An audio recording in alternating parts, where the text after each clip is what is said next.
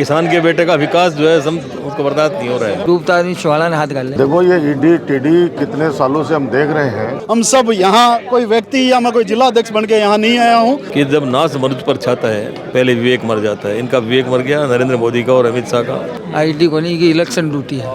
BJP बौखला गई इसलिए जगह जगह बिना मतलब कार्रवाई करती है। मायने बैठे मायने समाचार है चावड़ी तो पद दो। वो तुगलकी शासन लाना चाहते हैं। अब बालाजी आगे सागो को नहीं, कर्नाटक में दे दे को काट दिया। नमस्कार, राम राम। मैं दिलराज सिंह। आज आप डोटासरा जी का आवास के ऊपर और 8 ईडी की रेड है जो कि सुबह 9 बजे से जारी है। अभी तक सरकारी आवास जयपुर है, बटे भी ईडी की रेड है जो कि पड़ी। जयपुर को आवास हो बठाऊं ईडी की रेड है जो कि कंप्लीट हो चुकी है। और सूत्र का हवाला हूँ खबर यान की है ये कि बठाऊं रेड कंप्लीट हुआ बाद में कुछ है जो अभी तक हाथ यान को अपडेट है मिलो को नहीं है कुछ है। और अब 8 देख को कांग्रेस का कार्यकर्ता को जमावड़ो है जो लाग रहा है और घर के 12 टेंट है चालनी है जगह लगा ली है और 8 बे रुक रहे हैं। कार्यकर्ता है डोटासरा जी का समर्थक है बक मायने भी विरोध प्रदर्शन है जो कोई ईडी के रेड के लिए चल रहा है। और 8 कांग्रेस का जिलाध्यक्ष है, कांग्रेस विधायक है सीकर का मौजूद है राजेंद्र जी पारिक बाऊ बातचीत कर और बाऊ ईडी की कार्रवाई है भी के ऊपर जानकारी है जिले से। तो अपने साथ में सीकर विधायक माननीय राजेंद्र पारिक जी है। ईडी की यह कार्रवाई लगातार पहली सीकर है 8 कोचिंग संस्थान है इसका भी आई पहली बार कार्रवाई है जो सीकर जिला के मायने यहाँ की कार्रवाई हो रही है। कहीं कहना किसान के बेटे का विकास जो है उसको बर्दाश्त नहीं हो रहा है और ये इसको डराने के लिए आज की ईडी की कार्रवाई कर रहे हैं। ईडी एक तरह से इनके एक वर्कर की तरह से काम कर रहा है। और 2014 के बाद में जिस तरह से जो संस्थाएं हैं, ईडी हो, इनकम टैक्स हो, सीबीआई हो, इन संस्थाओं का दुरुपयोग जिस तरह से बढ़ा है, ये एक पराकाष्ठा है किसी भी संस्थाओं के दुरुपयोग की। मेरा मानना यही है कि जब नाश मनुष्य पर छाता है पहले विवेक मर जाता है। इनका विवेक मर गया, नरेंद्र मोदी का और अमित शाह का। और इस तरह की कार्रवाई कर रहे हैं इससे जनता में और ज्यादा आक्रोश पैदा हो। जनता इन सारी हालातों को बहुत बारीकी से समझ रही है। जनता ये भी देख रही है कि जो बीजेपी के पास है वो बिल्कुल पाक साफ है और कांग्रेस के साथ है वो भ्रष्ट है। वो क्यों भी क्या बटे जाता नहीं तो गंगा जल को छिड़काओ तो बिल्कुल से स्नो वाइट हो जाता है वो। जब तक अजीत पवार इनके अगेंस्ट में था तब तक गारंटी ले रहे थे 17,000 करोड़ के करप्शन की और अंदर डालने की, जेल में डालूंगा। और जब इनसे मिल गया तो 3 दिन बाद में उसको डिप्टी चीफ मिनिस्टर बना दिया। इनसे मिलना जरूरी है। तो एक तरह से लोगों को वैभव गहलोत है बान भी नोटिस है को नोटिस दे। इन तो मैं बता रहा हूँ आम आदमी इन सारे हालातों को बहुत बारीकी से देख रहा है। और खास तौर से सीकर में जो चर्चा कर रहे हैं गहलोत साहब के खिलाफ इन्होंने क्या नहीं किया। गहलोत साहब के बड़े ब्रदर है उनके खिलाफ इन्होंने जांचे वाचे खूब की, क्या किया। 3 साल से लगातार कर रहे हैं। सरकार गिराने के लिए जिस तरह से षड्यंत्र किए उनका क्या नतीजा निकला। गहलोत साहब ने जिस तरह से 5 साल सारी परेशानियों के बावजूद भी सरकार को बनाए रखा, इनके बर्दाश्त नहीं हो रहा है। चुनाव का नजदीक यानी की कार्रवाई प्रभावित कौन प्रभावित होगा इनसे? प्रभावित जिनको करने के लिए कर रहे हैं वो तो खुद इनका इंतजार कर रहे हैं कि ये आएंगे और आकर के देखो कौन कोई नहीं डर रहा है इनसे। यहाँ नुतो भी देता कई सभा होती है ना, क्या आओ जांच करो। पब्लिक सब समझ रही है, तो पब्लिक ने मन बना लिया। अब जो डर जो है ना ये है कि 2023 और 2024 के जो चुनाव है असेंबली के और पार्लियामेंट के, उनसे ये बुरी तरह से डरे हुए हैं। सारे सर्वे सारे और जितने भी जो चीजें हैं वो सब इनके समझ में आ गई कि इनकी विदाई तय है। आचार संहिता के टाइम पर यानी की कार्रवाई दबावा को प्रयास है जो करो डराने का प्रयास है। जनता ने फैसला किया है, जनता आगे बढ़ा रही है, जनता चुनाव जिता रही है। 3 चुनाव जनता ने जीता है, 4था चुनाव जनता जिताने की तैयारी कर रही है। तो आप इस तरह थोड़े चुनाव जीतोगे।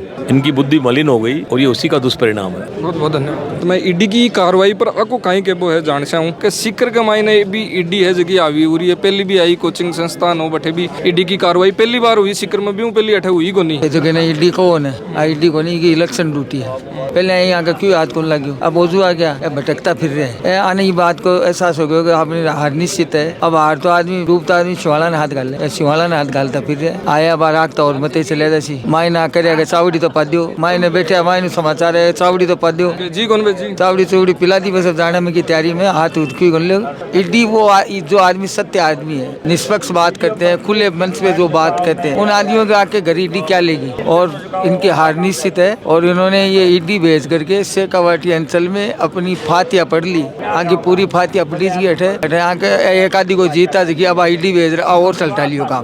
जयपुर खाली हाथ है जगी लोटी सारों खाली हाथ लौट सी मोदी जी तो फकीर है कोई, मैं फकीर है, मैं जनता की सेवा करने वाला फकीर है, मार्केट के मिल सीट ये लेट जाए सीट की कोनी। चुनाव के कन्ने और चुनाव के सांकड़े मतलब कन्ने बिन बचे 25 ऊपरला या मानो जना एरबी टाइम पर कार्रवाई दबाबा को प्रयास है जो करे। मीडिया बंधु आप इस बात को समझते हो, भली बात है, ये क्या है आप खुद महसूस करो, एहसास करो। और इनको पूरी देश की जनता ने इस बात को पहचान लिया कि ये जिस हिसाब से हिटलरशाही से ये राज करना चाह रहे हैं, अब जनता इनको पहचान चुकी है। ये 2024 का चुनाव हार रहे हैं, खुद राजस्थान में तो हार चुके हैं, अब 2024 में हारे हैं। 2024 को बचाने के लिए ईडी फीडी ये सब लोग लगा रखे, कभी राम के नाम पर, कभी बालाजी के नाम पर। अब बालाजी आगे साको को नहीं, कर्नाटक में दे देखो काट दिया। तो राम हनुमान की जोड़ी तो मैंने आज भी याद है, तकड़ो वो स्पीच हो गुंगा रकमाई ने पारिक साहब को और आपको, राम और हनुमान की जोड़ी पूरे देश में, राम हनुमान की जोड़ी, राम रहीम की जोड़ी है, अली बली की जोड़ी है पूरे देश में। इन लोगों से करने से थोड़ी ये देश बिखरेगा, नहीं बिखरेगा ये देश। तो आचार संहिता के टाइम पर यानी की कार्रवाई है जगह हटाऊ बल आ रही है, इस बात का जनता जवाब देगी। 25 तारीख को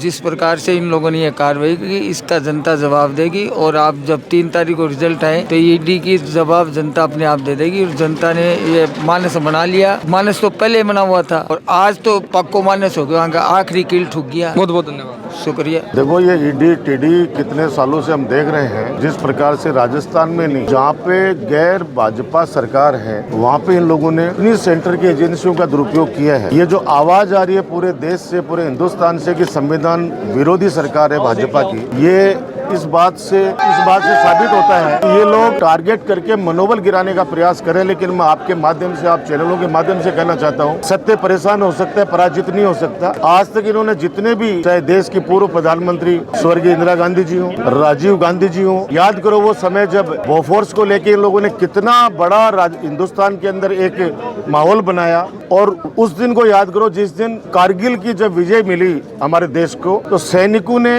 राजीव गांधी जी के जिंदाबाद के नारे लगाए कि अगर आज बोफोर्स की तोपें नहीं होती तो हम इस पाकिस्तान को सबक नहीं सिखा पाते।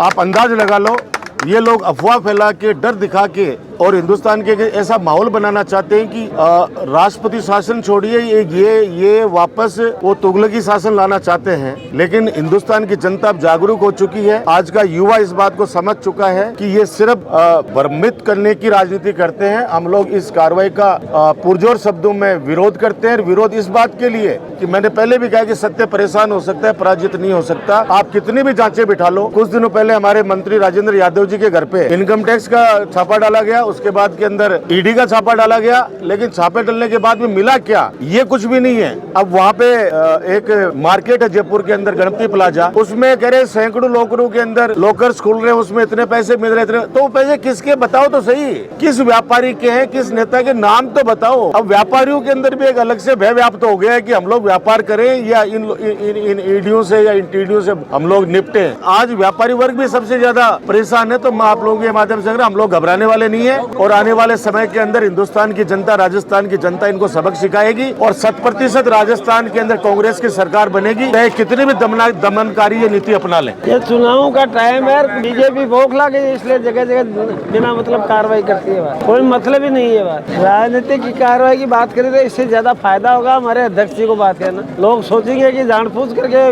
बीजेपी वाले तंग कर रहे हैं। बात आने वाले में अध्यक्ष जी को भारी बहुमत से चुनाव जीतेंगे और क्या फर्क पड़ेगा। जहाँ भी जहाँ चुनाव हो रहे हैं, जहाँ कांग्रेस की गवर्नमेंट है, जहाँ चुनाव कर्नाटका में हुए, कर्नाटका में हमारे प्रदेश अध्यक्ष DK शिवकुमार जी को यही हालात किए थे उन्होंने पैदा। राहुल जी से उन्होंने जांच की है कि ईडी की सारी कार्रवाई चुनाव को देख के। चुनाव अगर ये पेपर लीक को करते हैं तो पेपर लीक का मामला तो 1 साल से फौरन उछल रहा है। चुनाव के समय ये समय उनको मिला क्या? ये सारा राजनीतिक व्यवस्थापूर्ण है, इसके अलावा इसमें कोई दूसरी चीज नहीं है। देखिए कहना स्पष्ट है, ये मोदी सरकार की बौखलाहट है। मोदी सरकार को जहाँ भी हार नजर आती है वहाँ इन सरकारी संस्थान को, ईडी, इनकम टैक्स को आगे करती है। प्रभाव पड़ेगा वो बीजेपी सरकार को पड़ेगा। जब 25 नवंबर को ईवीएम मशीन के टाइमिंग खुलेगा वोट देने का, जब राजस्थान की जनता कांग्रेस को बहुमत से फिर से जिताकर और तख्त पे कांग्रेस की सरकार बनेगी और उससे हम जवाब देंगे, ये प्रभाव पड़ेगा। हम सब यहाँ, कोई व्यक्ति या मैं कोई जिला अध्यक्ष बन के यहाँ नहीं आया हूँ। मैं यहाँ पे गोविंद सिंह डोटासरा का एक सिपाही बन के, खुद गोविंद सिंह डोटासरा बन के आज यहाँ खड़ा। तो एक महीना आगे का ही अपडेट रही मैं थरता नहीं आगे जल्दी है पूछाबा की कोशिश कर जा। तो ये झलको सीकर झलको राजस्थान के साथ थे जुड़े रहो, थारो प्यार प्रेम है जो को बनाए डो रखो। धन्यवाद। राम राम। कैमरामैन नरेंद्र सिंह के साथ मोहम्मद दिलराज सिंह।